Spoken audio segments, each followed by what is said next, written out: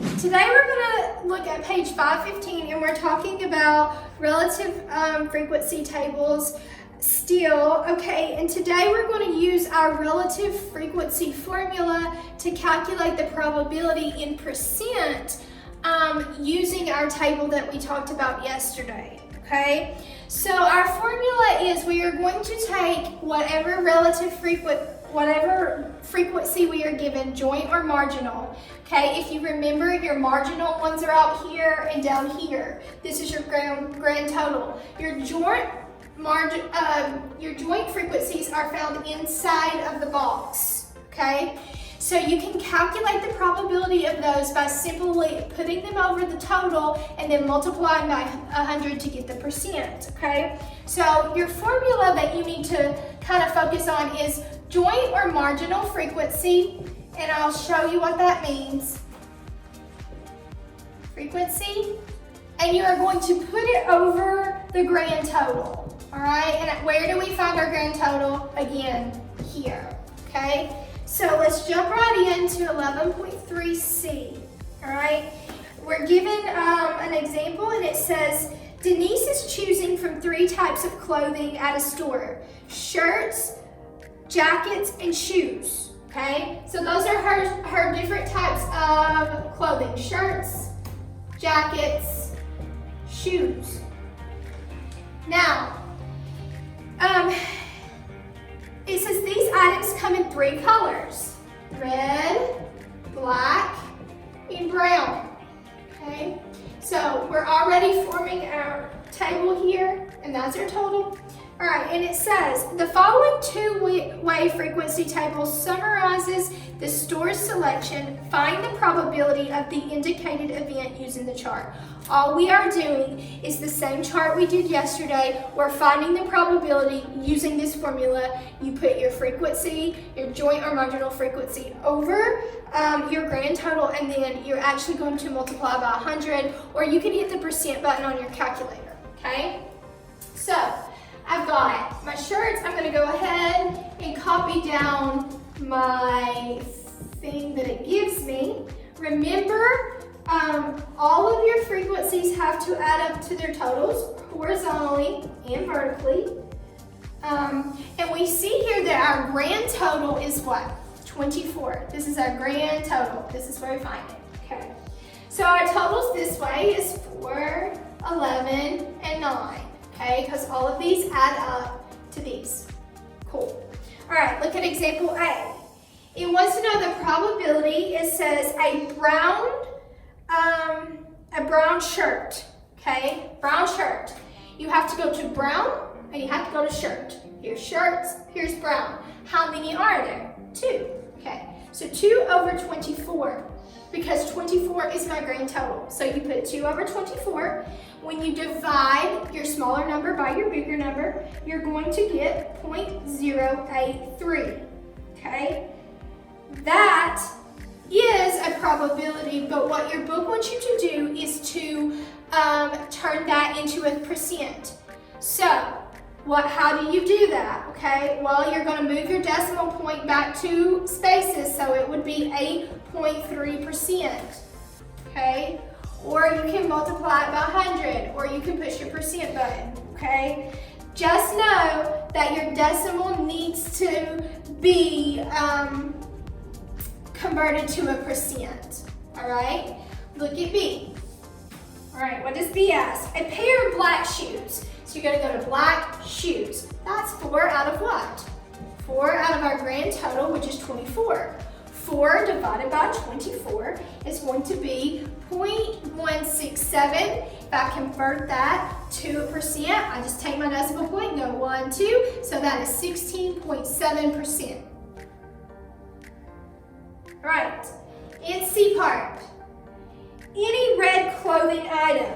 Okay, red. Anything that's red. That means I have to use the total. Okay, so I've got 3 red shirts, 1 red jacket, 0 red shoes. So there are 4 total red items, just like we did in B. 4 over how many? 24. That is our grand total. So our problem is going to be exactly the same as B part, and we are going to get 16.7%. And that's example 11.3C.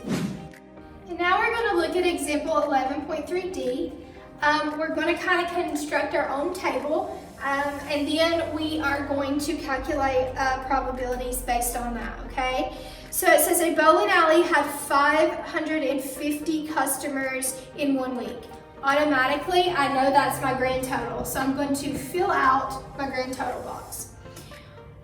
Of the 392 adults, 23 were men and 179 were women.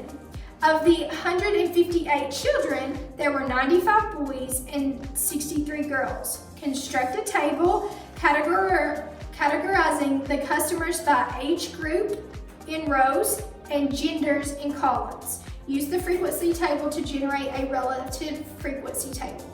Okay, here we go. It says that it wants age group in your rows. Okay, so here are our rows. Adults, and what was my other one? Children. All right, and it says, and gender in columns. So male, female. Columns go vertical, rows go horizontal, okay? Now, go back to your word problem, it gives you the totals, okay? It says of the 392 adults. Okay, 392, got it. Then it tells us 213 were men, okay? 213 men, got it. 179 were female. Okay, female adults, 179. If you add these two up, get 392. Okay. Of the 158 children, right? 158 children, that's the total children. 95 were boys, and 63 were girls. Okay. So now I need to fill out my totals this way. How do I get those? Just add, okay? Your totals have to add this way, okay? So, 213 plus 95 is going to be 308. And 179 plus 63 is going to be 242. If you add those together, you're going to get 550. Okay, so now we've done that. We've developed our table. It's asking you to tell, it wants these in probability, okay? It wants your numbers here in probability. So what that means is you're going to have to put each of these over the grand total and then multiply by 100, or divide them and then multiply by 100, okay? So you would have to say 213 divided by 550, 95 divided by 550, 179 divided by 550, 63 divided by 550, we're going to go ahead and do this too.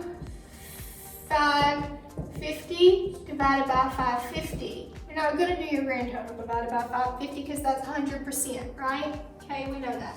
Divided by 550, divided by 550. Now, you can do this either way you want. If you solve for the percentage, you don't have to do each of these. You can subtract it or add it together to get that percent.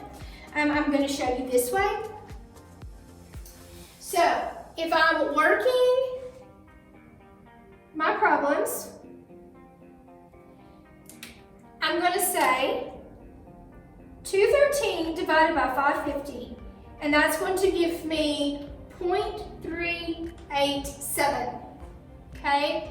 When I convert that to a percent, I'm going to move my decimal places over to the right, 2 spots, or multiply by 100, and you're going to get 38.7%. Okay, and just keep on going. I'm going to go this way. So 95 divided by 550, I get 0.172. Multiply it by 100 or move your decimal place over, you're going to get 17.2%. If you do this one, 308 divided by 550, you get 0.56. 0.56 in a percent is going to be what? 56%. So here is my probabilities, and this would give me my relative frequency table, okay? You guys can kind of see what I'm doing here. So if you do, go ahead and do the same over here, 179 divided by 550, and you're going to get 32.5, or 0.325 in a percent, that's 32.5%. Same here, 63 divided by 550. That's going to give you 0.114. And that, oh no, 115. Okay? And that in a percent is 11.5%. Go ahead right here. 242 divided by 550. 0.44.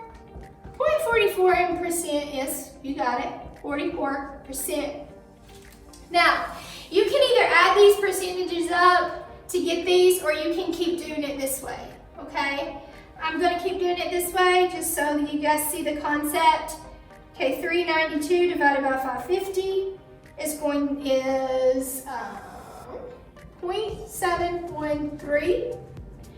What is that in a percent? Move your decimal place over, 71.3%.